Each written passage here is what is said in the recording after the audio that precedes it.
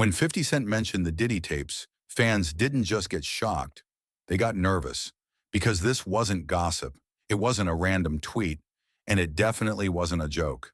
According to multiple reports, more than 14 hours of footage exist. Not clips, not highlights. Hours. And when 50 Cent hinted that Netflix couldn't release everything, the question instantly changed from what's on the tapes to why was it blocked. Netflix doesn't walk away from controversy. They monetize it. So if something didn't make it to the screen, it's not because it wasn't interesting.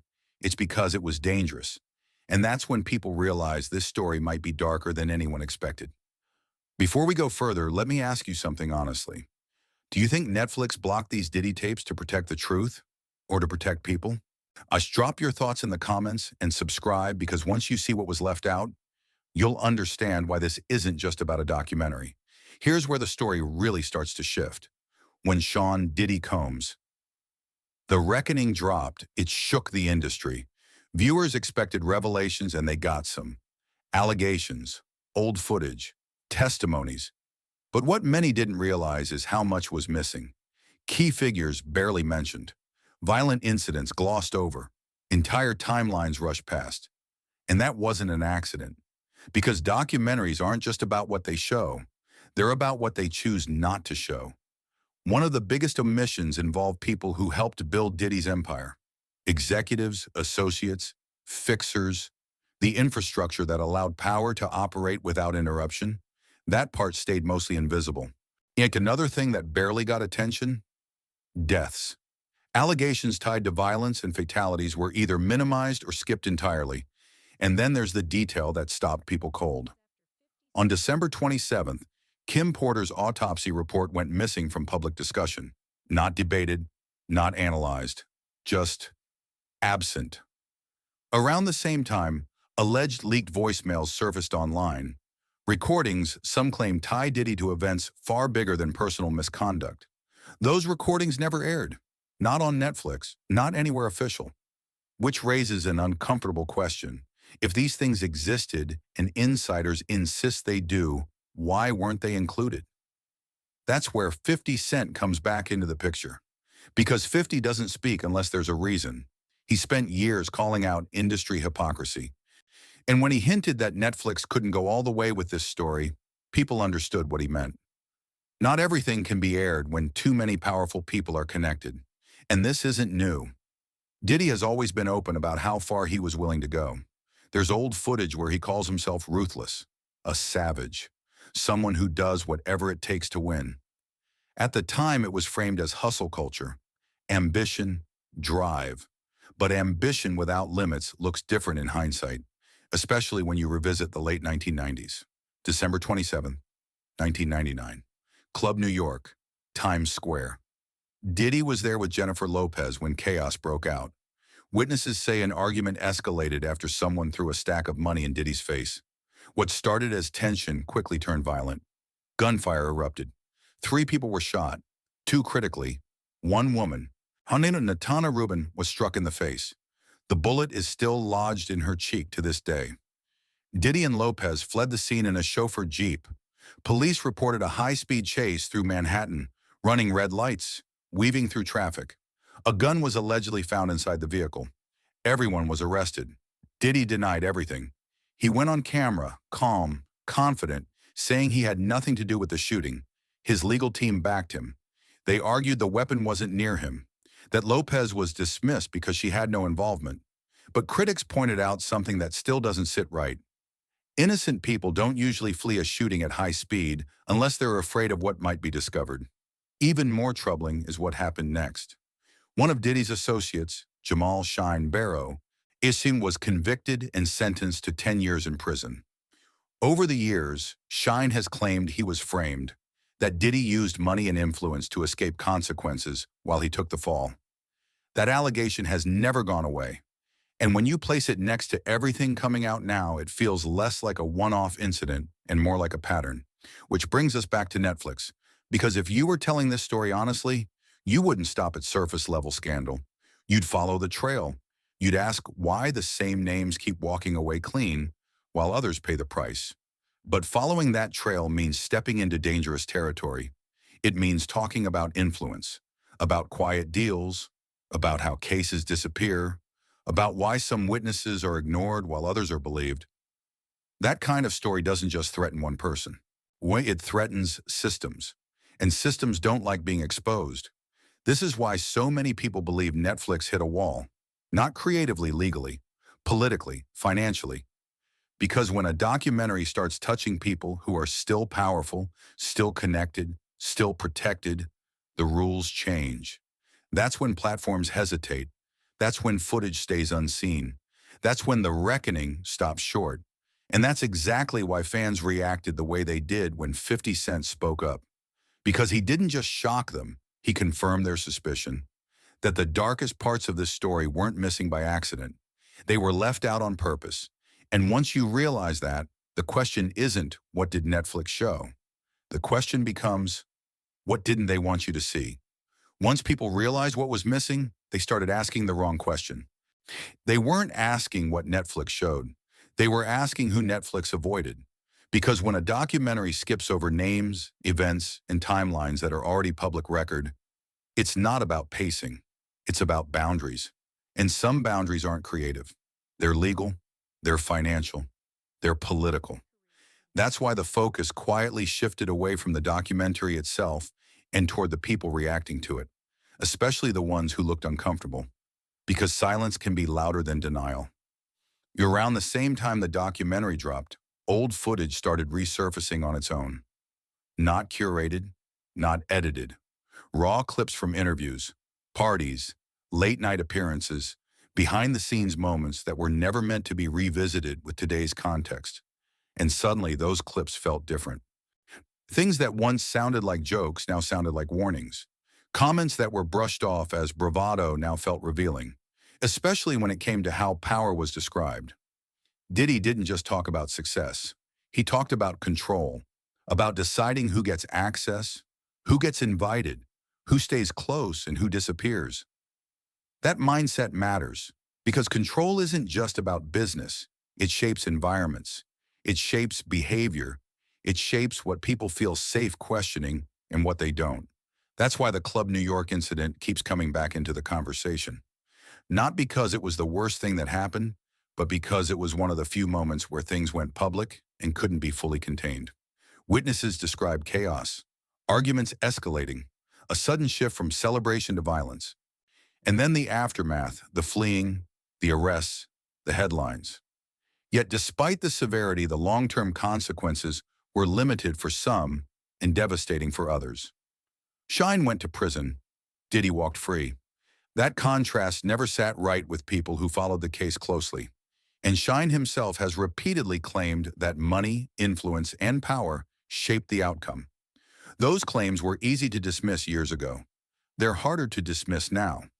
Because when you line them up with everything else that's coming out, the lawsuits, the testimonies, the resurfaced footage, they stop looking isolated. They start looking consistent.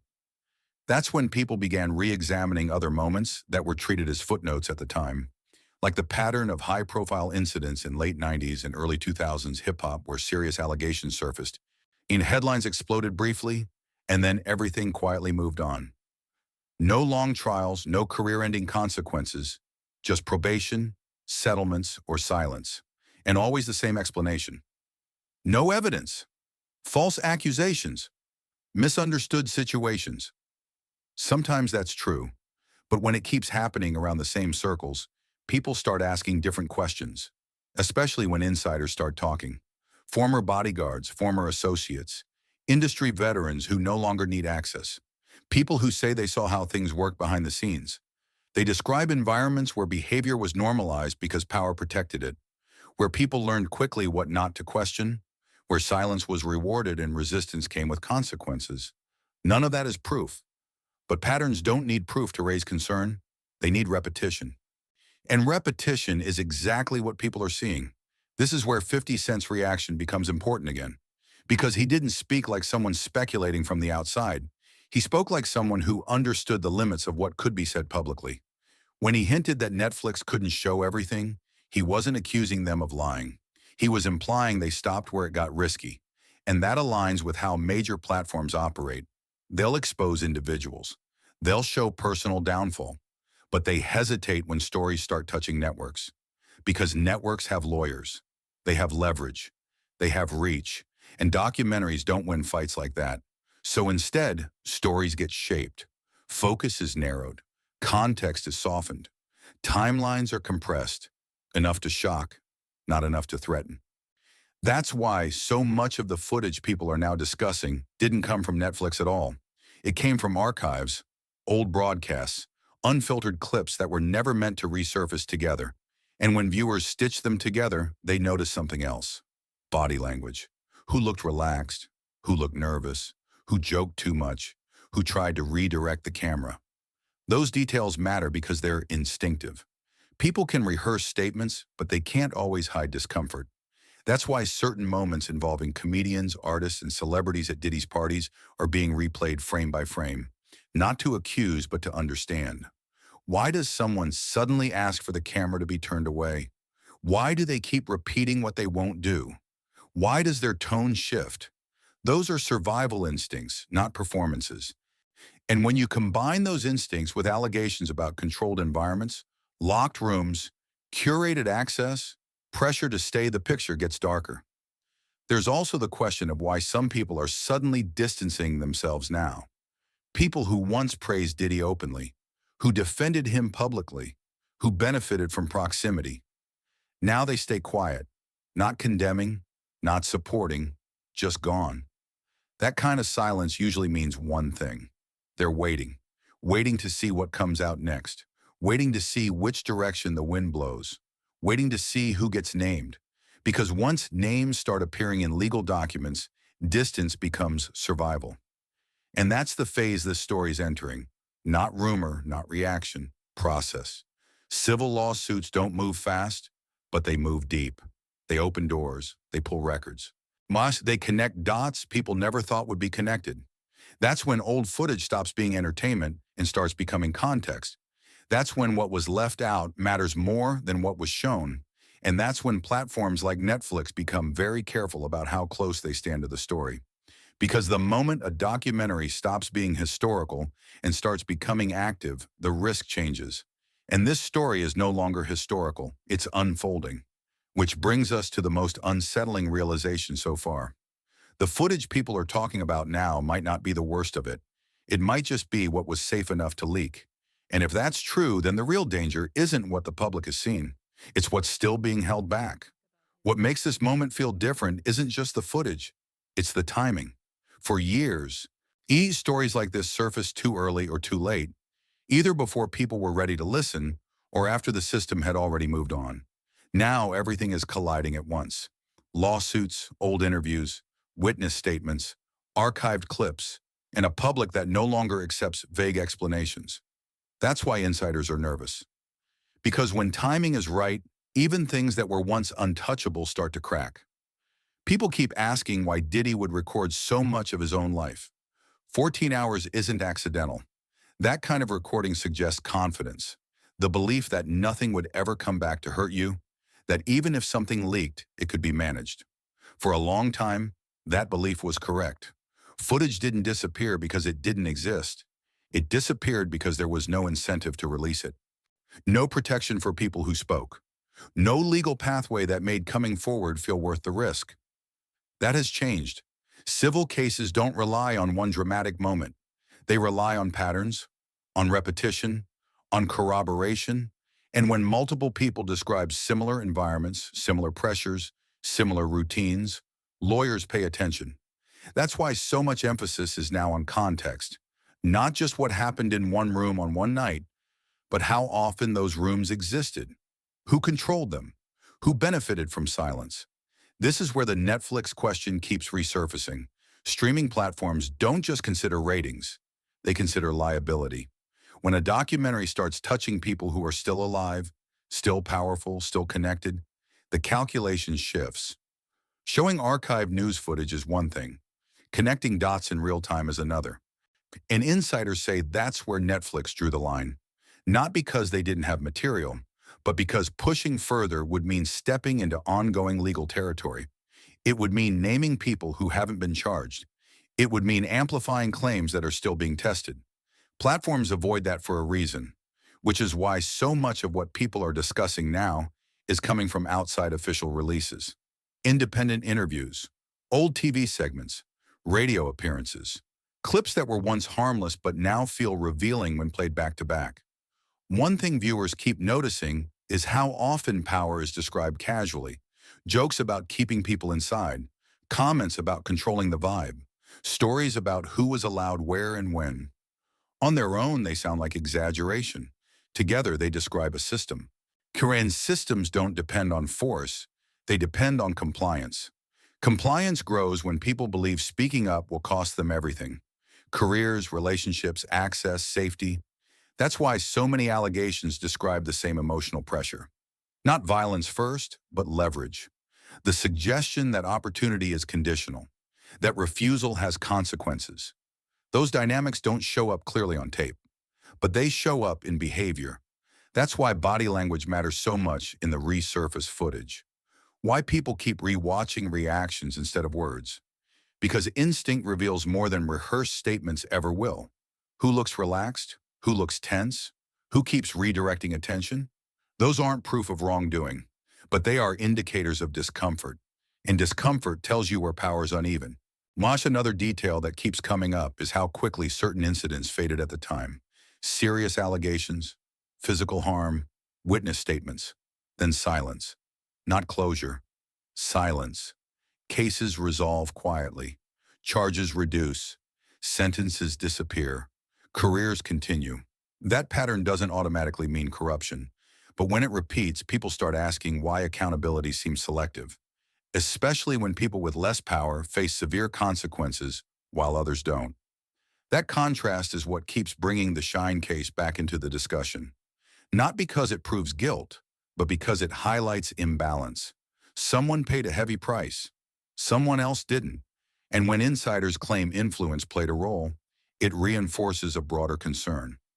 Power doesn't need to be illegal to be effective. It just needs to be concentrated. This is where comparisons between loud power and quiet power start to matter. Some figures draw attention, others avoid it. Some dominate headlines, others operate behind the scenes. Both can exist in the same system, and that system doesn't collapse because of one person. It collapses when enough pressure builds from multiple angles. That pressure is building now, not just from public opinion, but from legal mechanisms that didn't exist before. Windows reopening, statutes changing, victims gaining pathways they were denied for years. That's what makes the present moment so unstable. Because once a system is forced to answer questions publicly, it can't rely on silence anymore. That's why distancing is happening. Why former supporters stop speaking. Why public praise disappears. Why statements become carefully worded. People aren't declaring sides yet. They're waiting to see what becomes undeniable. And that's the phase where stories either break wide open or get buried deeper. The difference now is that burying things is harder. Screenshots live forever. Clips get saved. Statements get archived. And once enough people start connecting those pieces, control slips. That's why the phrase blocked keeps resonating, because it implies there was more. More footage, more names, more context. And the decision not to release it wasn't about storytelling, it was about risk. Risk to reputations, risk to institutions, risk to people who were never meant to be part of the conversation. Which brings everything back to one uncomfortable realization. The footage people are seeing now may not be the story, it may just be the threshold. The point where showing more stops being entertainment and starts becoming exposure. And when exposure reaches that level, the rules change for everyone involved, including the platforms that helped tell the story in the first place. What people are slowly realizing is that this story was never meant to end with a documentary. It was meant to end with silence. For decades, that silence worked. Allegations would surface, headlines would flash, and then everything would fade. Careers continued, power remained intact. The system reset itself. But this time, the silence didn't hold. Because silence depends on one thing above all else: control. And control only works when people believe it can't be challenged. That belief is breaking. And the reason this moment feels heavier than past scandals is because the pressure isn't coming from one direction. It's coming from everywhere at once. Lawsuits reopening old timelines, archived footage being recontextualized, former insiders speaking more freely, and a public that no longer accepts no comment as an answer. That's why the idea of Netflix blocking content matters so much. Not because Netflix is the villain, but because it confirms there was a line they wouldn't cross. And if a platform that profits from controversy decides something is too risky, that tells you the stakes are higher than ratings.